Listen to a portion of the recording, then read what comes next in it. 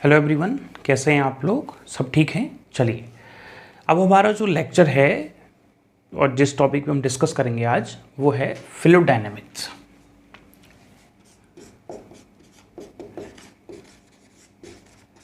और fluid dynamics जो topic है, आप सोच रहे होंगे सर अब तक क्या चल रहा था, फिर अभी तक तो यही चल रहा था। नहीं, फ्लूइड डायनेमिक्स भी फ्लूइड मैकेनिक्स का एक टॉपिक है। मतलब अब तक हम जो पढ़ रहे थे उसमें आपने देखा होगा कि हमारा जो फ्लूइड था वो स्टैटिक था, वो रुका हुआ था।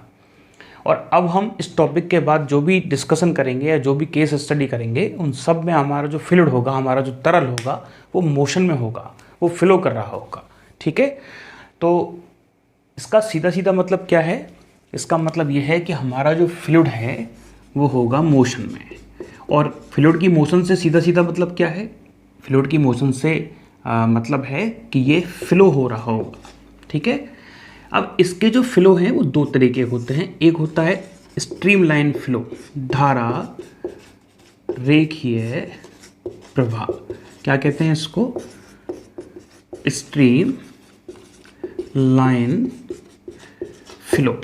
और दूसरा होता है हमारे पास, एक होता है विक्षुब्ध प्रवाह। क्या होता है? विक्षुब्ध प्रवाह, जिसको कहते हैं, क्या कहते हैं जिसको? टर्बुलेंट।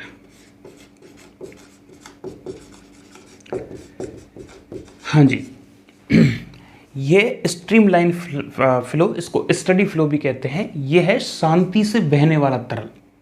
ठीक है, और टर्बुलेंट का मतलब होता है अशांति या मतलब अशांत होना। तो ये जो फ्लो है वो अशांति से फ्लो होगा। मतलब सर, मतलब जैसे रिवर है तो रिवर बिल्कुल धीरे धीरे हौले हौले बहती है, वो होगा स्ट्रीमलाइन फ्लो। और यदि समुद्र में थोड़ा सा लहरें उठ रही हैं, समुद्र में थोड़ा सा तूफान आ रहा है, तो उस केस में जो लहरों की पोजीशन है, जिसका कोई भी फ्लो नहीं, कोई भी मतलब एक पैटर्न नहीं है, वो आएगा इसमें। अभी और डिस्कस करेंगे हर एक पॉइंट पे। तो सीधा सीधा मतलब क्या है इसका? ये कहाँ पाया जाएगा? ये वहाँ पाया जाएगा, ये धारा रेखीय प्रवाह हम उसको कहेंगे जिसकी वेलोसिटी कम हो। अब एक क्राइटेरिया बनाना पड़ेगा कि कहाँ तक हम धारा रेखीय प्रवाह कहलाएंगे, कहेंगे, और किसके बाद हम टर्बुलेंट कहेंगे। मतलब आप ये कहना चाहते हो ना कि किसी भी फ्लो की यदि वेलोसिटी या किसी भी धारा रेखा की वेलोसिटी कम है तो वो आप इसमें रख रहे हो, लेकिन कोई पर्टिकुलर रीजन तो बताओ कि उससे कम है तो इस रीजन में आएगा, उससे ज़्यादा है तो उस रीजन में आएगा। तो बताते हैं आपको, यदि तरल के कणों का वेग, यदि तरल के कणों का, यदि तरल के कणों का वेग एक निश्चित वेग से, एक निश्चित वेग से कम है, यदि तरल के कणों का वेग एक निश्चित वेग से कम है तो प्रवाह धारा रेखीय होगा। अब बात यह है कि सर ये निश्चित प्रवाह क्या है या निश्चित वेग क्या है? तो हम बता दें कि इस निश्चित वेग को क्या कहते हैं? इस निश्चित वेग को क्रिटिकल वेलोसिटी, मतलब क्रांतिक वेग कहते हैं। अब क्रांतिक वेग क्या होता है, किसके बात पर डिपेंड करता है, ये हमारा अगला टॉपिक होगा।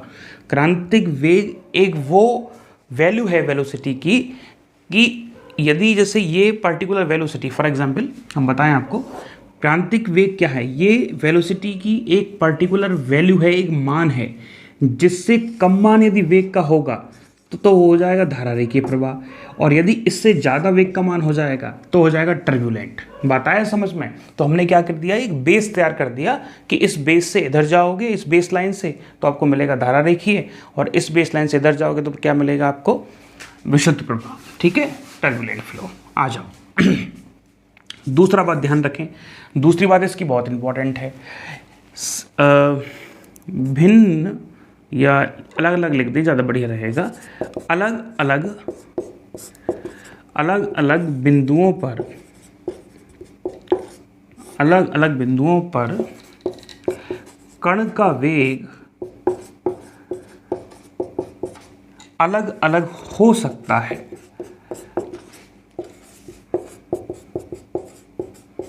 हो सकता है, लेकिन इंपॉर्टेंट बात क्या है, लेकिन अभी समझाते हैं, रुक जाइए, लेकिन किसी निश्चित बिंदु पर सभी कणों का वेग समान होना चाहिए।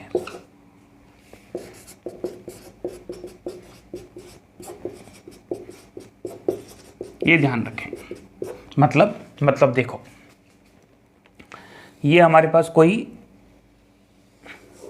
क्या है, एक धारा रेखीय प्रवाह है, और धारा रेखीय प्रवाह में आप एक चीज देख रहे होंगे, पैटर्न नहीं बदल रहा है। पैटर्न क्या है, फ्लो का वही है। ये है धारा रेखीय प्रवाह। सर बात इसको समझाओ, वो तो ठीक है। देखो, अलग अलग बिंदुओं पर कणों का वेग अलग अलग हो सकता है। माना हमने 2-3 बिंदु डिस्कस कर लिए, पॉइंट ए, पॉइंट बी और पॉइंट सी। हो सकता है कि यहाँ पार्टिकल की वेलोसिटी वी ए हो सकता है यहाँ पार्टिकल की वेलोसिटी वी हो सकता है पार्टिकल की वेलोसिटी बी सी हो, मतलब ज़्यादा भी हो सकती है और कम भी हो सकती है। लेकिन माना हमने एक निश्चित बिंदु ए ले लिया, तो ए बिंदु से जाने वाले सभी पार्टिकल्स की वेलोसिटी बी ए ही होनी चाहिए। मतलब जैसे यहाँ से एक पार्टिकल निकला, उसकी वेलोसिटी थी बी ए, तो दूसरा जो पार्टिकल आएगा इसके बाद उसकी वेलोसिटी बी ए होनी चाहिए, तीसरा जो पार्टिकल आएगा उसकी वेलोसिटी बी ए होनी चाहिए। मतलब अलग अलग बिंदुओं पर तो वेलोसिटी अलग अलग हो सकती है, लेकिन किसी निश्चित बिंदु पर सभी आने वाले पार्टिकल्स की वेलोसिटी कैसी होनी चाहिए, समान होनी चाहिए। ये मतलब है इसका। इसका तीसरा बात और है, हम ऐसा करें, इधर लिख देते हैं, ठीक है। इसका तीसरा बात क्या है, इसका तीसरा बात है कि ये, हाँ जी, इसका तीसरा बात क्या है, यह है बर्नौली प्रिंसिपल, भैया बर्नौली सिद्धांत को फॉलो करता है। यहाँ बर्नौली सिद्धांत लागू होता है, ये ध्यान रखना, ठीक है। कौन सा केस है ये, धारा रेखीय प्रवाह का। चौथा, दो जो धारा रेखाएं हैं, माना ये वाली और ये वाली, कभी एक दूसरे को कैंसिल नहीं करेंगी, एक दूसरे को काटेंगी नहीं। दो धारा रेखाएं कभी एक दूसरे को नहीं काटती। बिल्कुल सही सोच रहे हैं आप ये सोच रहे हैं यार ये तो वही इलेक्ट्रिक फील्ड वाला ही है, और हम कहेंगे हाँ जी बिल्कुल वही इलेक्ट्रिक फील्ड वाला है, क्योंकि यदि काटेंगी तो एक पॉइंट पे धारा की या पानी के फ्लो की 2 डायरेक्शन हो जाएंगी, जो पॉसिबल नहीं है। अगली लाइन में लिख देते हैं। इसका मतलब क्या होगा कि यदि धारा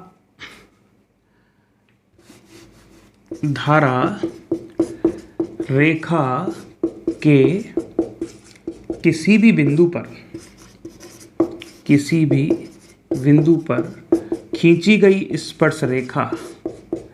खींची गई टेंजेंट लाइन स्पर्श रेखा किसको व्यक्त करेगी, स्पर्श रेखा धारा प्रवाह की वेग को व्यक्त करेगी, धारा प्रवाह के वेग की दिशा को व्यक्त करेगी।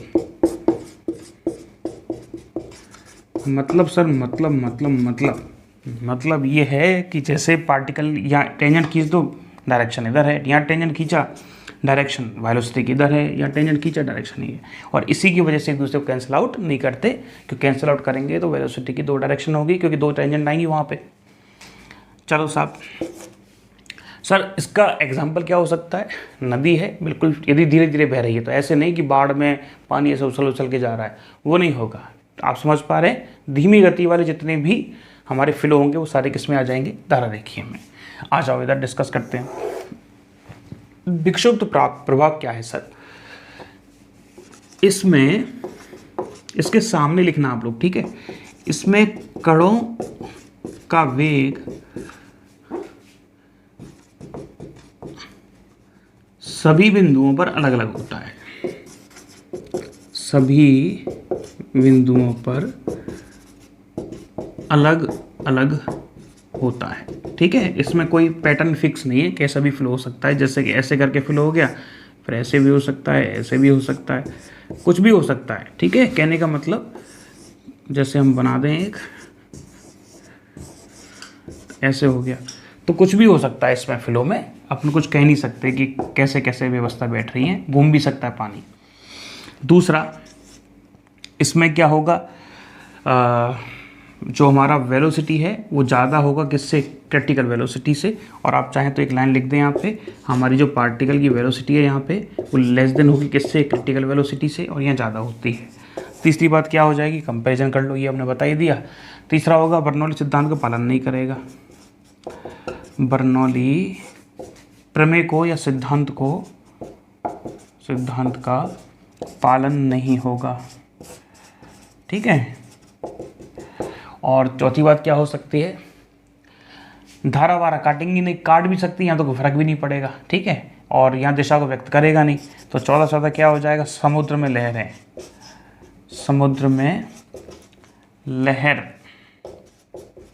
ठीक है। इसका क्या हो जाएगा, एक एग्जाम्पल। चलो अब इसको नोट कर लो, बड़ा साधारण सा है, कुछ नहीं है। ये अव्यवस्थित अशांत प्रवाह है और ये शांत प्रवाह है, बस ध्यान रखें। और ये भी ध्यान रखें कि अलग अलग पॉइंट पे वेलोसिटी अलग अलग हो सकती है, लेकिन सेम पॉइंट पे सभी पार्टिकल्स की वेलोसिटी कैसी होगी, समान होगी। नोट कर लें आप।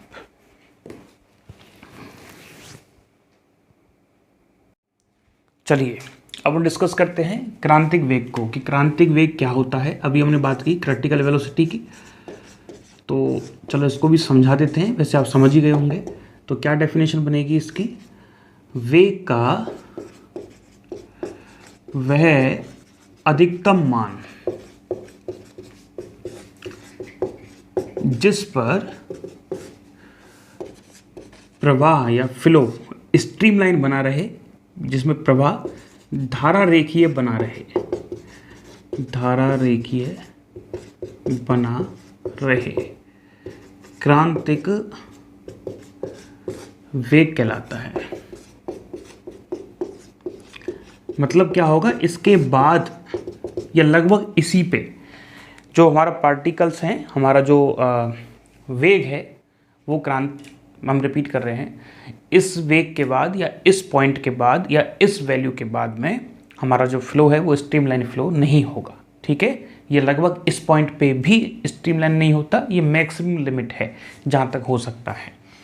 तो अभी हमने इसी के बेस पे बताया था कि यदि हमारा फ्लो का जो वेलोसिटी है वो लेस देन क्रिटिकल से है तो स्ट्रीमलाइन है, और यदि ग्रेटर देन है तो टर्बुलेंट है। चलिए अब एक आता है बहुत इंपॉर्टेंट चीज़, कि क्रांतिक जो वेग है हमारा BC, वो किस किस बात पे डिपेंड करता है।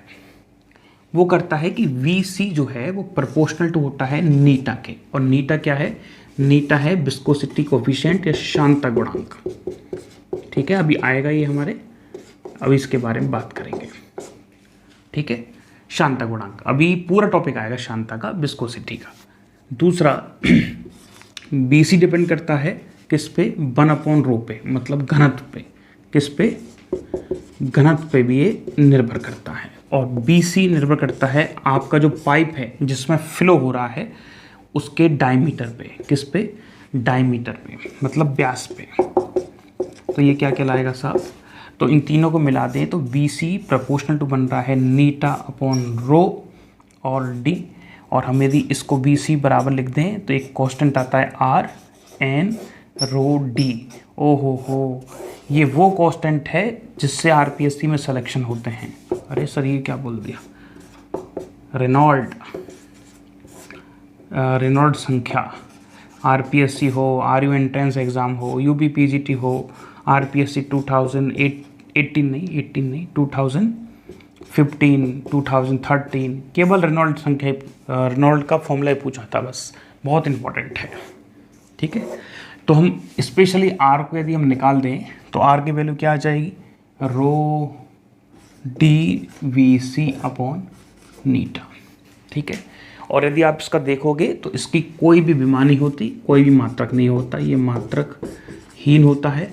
और मात्रक हीन है तो क्या होगा, विमाहीन भी होगा। और जाहिर सी बात है संख्या है तो क्यों होगा।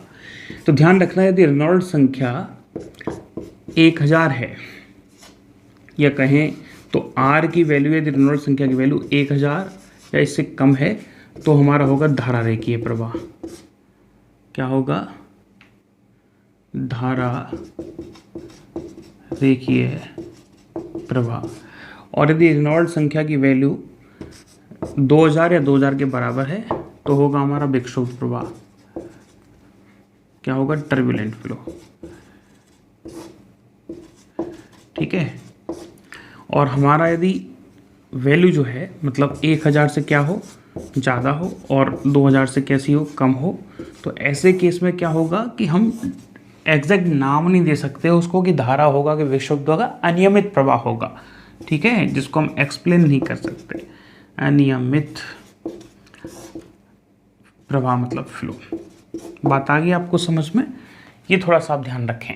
रेनॉल्ड नंबर जो है अपने आप में बहुत इंपॉर्टेंट है, इसको ध्यान रखें। ठीक है जी। अब इसके बाद हम पढ़ेंगे कंटिन्यूटी इक्वेशन। चलिए आप इसको नोट कर लें। हाँ जी, चलिए अब देखिए, अब हम पढ़ेंगे कंटिन्यूटी इक्वेशन या सातत्य समीकरण।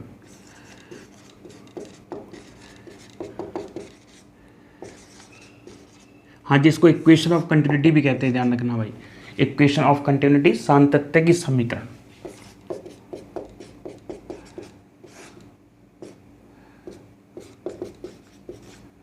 शायद ऐसे ही लिखते हैं इसको, सातत्य समीकरण। ठीक है, चलिए कहता क्या है ये कहता है कि यदि दो असमान अनुप्रस्थ काट क्षेत्रफल वाली या क्रॉस सेक्शन एरिया जिसका अलग अलग हो, जैसे फॉर एग्जांपल कुछ इस टाइप से दे दिया, एक असमान क्रॉस सेक्शन वाली, हो सकता है कि टेढ़ा भी हो सकता है, ठीक है, हो सकता है कि इस टाइप से भी बने, तो कोई इशू नहीं है, कैसे भी इसको बना सकते हैं, लेकिन कैसा होना चाहिए अनुप्रस्थ काट इसका? अलग अलग।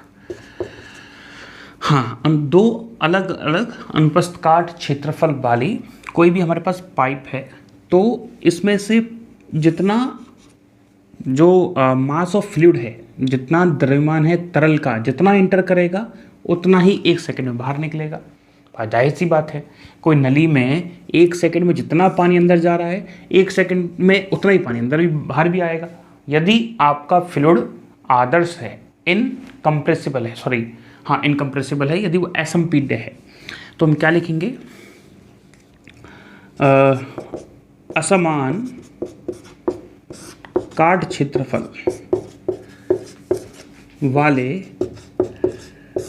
वाले पाइप से, ठीक है, पाइप से यदि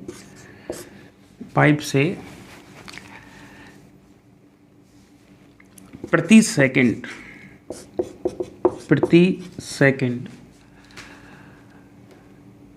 सेकंड प्रवेश मतलब इंटर प्रवेश करने वाला तरल का द्रव्यमान प्रति सेकंड बाहर निकलने वाले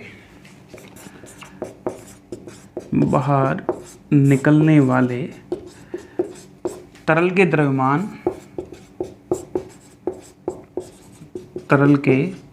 द्रव्यमान के बराबर होगा। एक परिभाषा तो इसकी ये होती है, और जितना सिंपल आपको दिख रहा है उतना ही सिंपल है, ये बराबर होती है। मतलब है कि मास एस पूरा लिख देते हैं, ठीक है, मास ऑफ फ्लूइड एंटरिंग पर सेकेंड बराबर mass of fluid out going या लीविंग, छोड़ने वाला, ठीक है, लीविंग पर सेकेंड। अब अच्छा, ये बात ठीक है। अच्छा, मास यदि हम लिख सकते हैं तो मास को तो हम रो मतलब घनत्व और वेलोसिटी कौन सी एंटरिंग, ये ऐसा कर देते हैं, पूरा लिख देते हैं, एंटरिंग पर सेकेंड बराबर, ऐसा भी लिख सकते हैं इसको, बी लीविंग पर सेकेंड। मतलब क्या है सर? देखो ध्यान से समझो। आप कहेंगे सर रो के पास में भी ऐसा क्यों नहीं लिखा? अरे इधर से पानी जाएगा, उधर से तेल थोड़ी आएगा, पानी जाएगा तो पानी तो बाहर आएगा, इसका मतलब इधर भी डेंसिटी पानी की होगी, इधर भी डेंसिटी पानी की होगी। अरे आपके गांव में अलग पाइप है क्या कि इधर से पाइप पानी जाता हो उधर से ऑयल निकलता हो? ऐसा नहीं होता। यदि रो डेंसिटी का पानी जा रहा है तो रो डेंसिटी का पानी बाहर आएगा, ठीक है। अब हमारा जो डिस्कशन है वो इस बात से है कि ये लॉ कहता है, लॉ तो कुछ नहीं है, ये बस उस बात को समेट के कह रहा है कि 1 सेकंड में जितना पानी का वॉल्यूम इंटर करेगा 1 सेकंड में उतना ही पानी का जो वॉल्यूम है वो बाहर निकलेगा। इसका मतलब ये है, और सेम दोनों बातें कहते हैं। तो रो से रो कट जाएगा, तो इसको हम ऐसा लिख सकते हैं क्या, एरिया हम इसको A1 लिख दें, और 1 सेकंड में तय की गई दूरी पर सेकंड, जैसे एक लेंथ होगी और एक लेंथ होगी, यहाँ होगा टाइम T1, 1 सेकंड है, और यहाँ ध्यान से देखें A2 L2 अपॉन T। ये क्या लिखा है इसको समझें पूरी कहानी को। हमारा है वॉल्यूम इंटरिंग पर सेकंड, मतलब वॉल्यूम पर सेकंड, टाइम नीचे दे रखा है उसने, 1 सेकंड में फ्लो होने वाला वॉल्यूम कहाँ से, इंटर वाले पोर्शन से। तो A1 क्या है, इसका एरिया है, और 1 सेकंड में पानी माना इतना लेंथ कवर करता है, पानी इतना चलता है, तो L1 आ गया। ऐसे ही A2 क्या है, ये क्रॉस सेक्शन एरिया, और 1 सेकंड में पानी माना यहाँ से इतना चलता है, तो ये L2 आ गई। तो कहने का सीधा सा मतलब इसको A1 वेलोसिटी V1 बराबर A2 वेलोसिटी V2 लिख सकते हैं। ज़्यादा दिमाग नहीं लगाना है। आप देखो वेलोसिटी पर सेकंड जो है वो A1 V1 बनता है, क्योंकि लेंथ अपॉन टाइम स्पीड होती है, लेंथ अपॉन टाइम स्पीड होती है, ठीक है। और वॉल्यूम क्या होता है, एरिया मल्टीप्लाई बाई लेंथ। तो सीधा सीधा ध्यान रखें, तो हम क्या कह सकते हैं यहाँ से, A V बराबर क्या कह सकते हैं, नियत, ठीक है। A क्या है, क्रॉस सेक्शन एरिया, V क्या है, नियत। अच्छा ये भी बताओ, ऐसा भी तो लिख सकते हैं। अरे सर ये शानदार बात बताई, मतलब जितना बड़ा एरिया उतनी वेलोसिटी कम, जितना छोटा एरिया उतनी वेलोसिटी ज़्यादा। होता भी ऐसा है, पाइप देखा, जितना छोटा पाइप होता है उतना पानी तेज़ी से निकलता है। तो ये बात आपको समझ में आ गई होगी, और यही हमारा क्या है, कंटिन्यूटी की इक्वेशन है। इसके कुछ न्यूमेरिकल्स बन रहे हैं। अब एक चीज़ और हम कई बार पढ़ते हैं, वॉल्यूम रेट ऑफ फ्लो, मतलब वॉल्यूम की रेट कुल मिला के dV अपॉन dt, कुल मिला के dV अपॉन dt ही है। ये क्या है, ये वॉल्यूम अपॉन टाइम ही तो है।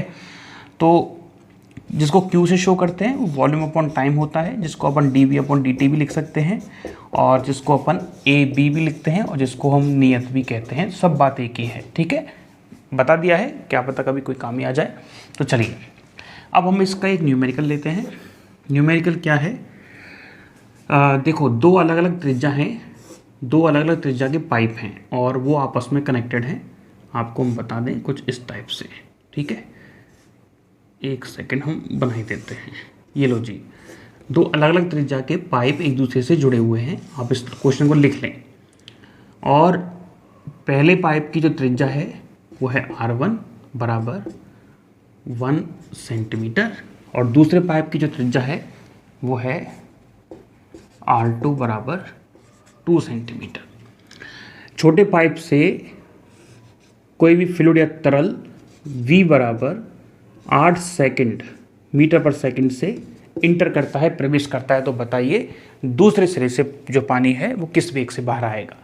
तो बस सीधा सीधा क्या करोगे, जितना मास अंदर जा रहा है उतना मास बाहर आ रहा है। तो चाहे तो आप ऐसे भी लिख सकते हो उसको, A1 V1 बराबर रो A2 V2, ये हो गया मास वाला कॉन्सेप्ट। और सीधा सीधा आप A1 V1 बराबर A2 V2 भी लगा सकते हो। लेकिन ध्यान रखना, जब सवाल कॉम्प्लिकेटेड हो जाएगा तब ये फॉर्मूला ही काम आएगा। ये सारे फॉर्मूले फेल भी हो जाते हैं, फेल तो नहीं होते, समझदारी पे डिपेंड करता है, लेकिन ये बेसिक फॉर्मूला है, इसी से सारे फॉर्मूले बने हैं, तो इसको जरूर ध्यान रखें। तो देखो साहब, इधर A1 क्या है, अब A पाई R स्क्वायर है, जाहिर सी बात है, और R1 स्क्वायर कर देते हैं। यहाँ वेलोसिटी V1, यहाँ जाएगा पाई R2 स्क्वायर, यहाँ जाएगी वेलोसिटी V2। तो पाई तो ठीक है, R1 का मतलब क्या है 1 सेंटीमीटर माइनस 2 का स्क्वायर, और V1 है 8 इक्वल टू पाई। R2 क्या है सर, R2 है 2 और 10 की घात माइनस 2 का स्क्वायर, और वेलोसिटी V2 पता नहीं, पाई से पाई माइनस 2 से माइनस 2। तो इधर आ गया 8, इधर आ गया 4, इधर आ गया V2, और V2 आ गया सर 2 मीटर पर सेकंड। बिल्कुल सही बात है। क्या सही बात है सर, देखो आपका जो एरिया है वो 4 टाइम्स है। देखो पाई आर स्क्वायर करोगे और यहाँ पाई आर स्क्वायर करोगे तो 4 टाइम्स एरिया है, मतलब 4 गुना एरिया है बड़े वाले पाइप का, तो वेलोसिटी भी 4 गुना कम हो जाएगी। तो 4 का भाग लगाएंगे 2 आ जाएगी। मतलब बेसिक आइडिया लग रहा है, दिमाग से आप लगा सकते हो। ठीक है, चलिए इसको लिख लो, फिर अपन लोग आगे बढ़ते हैं अगले क्वेश्चंस के साथ में। फटाफट नोट कर लें। हाँ जी, चलिए न्यूमेरिकल देखते हैं। और देखो एक न्यूमेरिकल है कि एक इनकम्प्रेसिबल फ्लूइड, मतलब ना दबने वाला फ्लूइड है, और वो इस पाइप जिसका क्रॉस सेक्शन एरिया ए है इससे इंटर कर रहा है। वेलोसिटी है v1 बराबर 8 मीटर पर सेकेंड। ठीक है, और ये जो पाइप है कुछ इस तरीके से डिवाइडेड है, मतलब इस तरीके से इसमें फ्लो हो रहा है पानी का। इसका क्रॉस सेक्शन एरिया है 2a और इसका क्रॉस सेक्शन एरिया है a/2। ठीक है, इसके अलावा इसको हम पहली साइड मान लेते हैं, इसको दूसरी साइड मान लेते हैं और इसको मान लेते हैं तीसरी साइड। इसमें जो v1 है वो 8 मीटर पर सेकेंड है, इसमें जो है वो 2 मीटर पर सेकेंड है। तो बताइए what is the value of v2, मतलब इसमें से कितना फ्लूइड निकलेगा यदि इसमें पानी बह रहा है। इसको और डिज़ाइन बना सकते हो आप। तो देखो ऐसे केस में क्या होता है, a1 b1 a2 b2 fail हो जाता है क्योंकि हमारे पास 2 क्रॉस सेक्शन एरिया आ गए। तो ऐसे केस में क्या करते हैं, जितना मास आ रहा है वो 2 भागों में डिवाइड होगा, मतलब टोटल मास बाहर निकलेगा। तो पहला आ गया मास ये रहा रो इंटू वी, दूसरा जो आने वाला मास है वो 2 भागों में बट रहा है, तो रो a2 b2 प्लस रो a3 b3। रो से रो कट को, तो a1 b1 a2 b2 plus a3 b3, और कितने भी सेक्शन बन जाए आप जोड़ते जाइएगा। हाँ जी, ये a दे रखा है, ये दे रखा है 8, a2 कितना है जी a/2, वेलोसिटी v2 पता नहीं, a3 कितना है जी 2a और b3 कितनी है 2। ये आ गया 8a। ठीक है, ये कितना दे रखा है 2a दे रखा है ना, और वेलोसिटी कितनी है इसकी 2। तो ये आ गया a/2 b2, और यहाँ से कितना आ जाएगा 4a, इधर लेके आओगे तो 4a बचेगा, ये आ जाएगा a/2 इंटू b2, और ये आ जाएगा 8 क्योंकि a से ये कट जाएगा। तो हमारा जो b2 है वो आएगा 8 मीटर पर सेकेंड। इस टाइप से क्वेश्चन आपके एग्जाम पेपर में भी बन सकते हैं। ठीक है, और भी कई सारे बन सकते हैं, जैसे आप चाहो तो यदि ये लिख लिया हो आपने तो हो सकता है यहाँ b1 दे दे आपको और यहाँ आपसे पूछ ले, माना उसने एक और बना दिया, तो ये तो है ही, और एक और लो जी, और ये दे दिया उसने a4। ठीक है, इसकी वेलोसिटी उसने दे रखी, माना कितनी दे रखी है, अभी कितनी आई थी 8 मीटर पर सेकंड आई थी, इसकी 2 मीटर पर सेकंड है, और एक और दे रखा है a4। ठीक है, और ये दे रखा है उसने, ये भी लगभग a के बराबर ही है। तो यदि ये a के बराबर है तो ऐसे केस में ऐसा करो कुछ कम कर लेते हैं, क्योंकि a वाला तो हमने ले लिया, तो इसको a/3 कर देते हैं। a/3 है और यहाँ से पानी जो निकल रहा है वो 3 मीटर पर सेकंड से निकल रहा है। तो एक बार चेक कर लेना कि यहाँ से पानी कितने वेग से इंटर करेगा। ठीक है, तीनों वेलोसिटी दे रखी है, तो a1 v1 बराबर a2 b2 plus a3 b3 plus a4 b4। एक बार इसको चेक कर लेना। ठीक है, अगला क्वेश्चन देखते हैं। इस टाइप के क्वेश्चन काफ़ी आजकल चलन में है, मतलब काफ़ी ज़्यादा फेमस हैं, तो देख लें आप। एक स्प्रे है, स्प्रे जानते हैं आप, छिड़काव करने वाला, स्प्रे करने वाला, मतलब तेज़ी से उसमें से छोटे छोटे होल से लिक्विड बाहर निकलता है। तो एक स्प्रे का एक सिरे की त्रिज्या कैपिटल R है, तथा स्प्रे का दूसरे स्प्रे के दूसरे सिरे पर स्मॉल r त्रिज्या के स्मॉल n होल हैं, मतलब छिद्र हैं।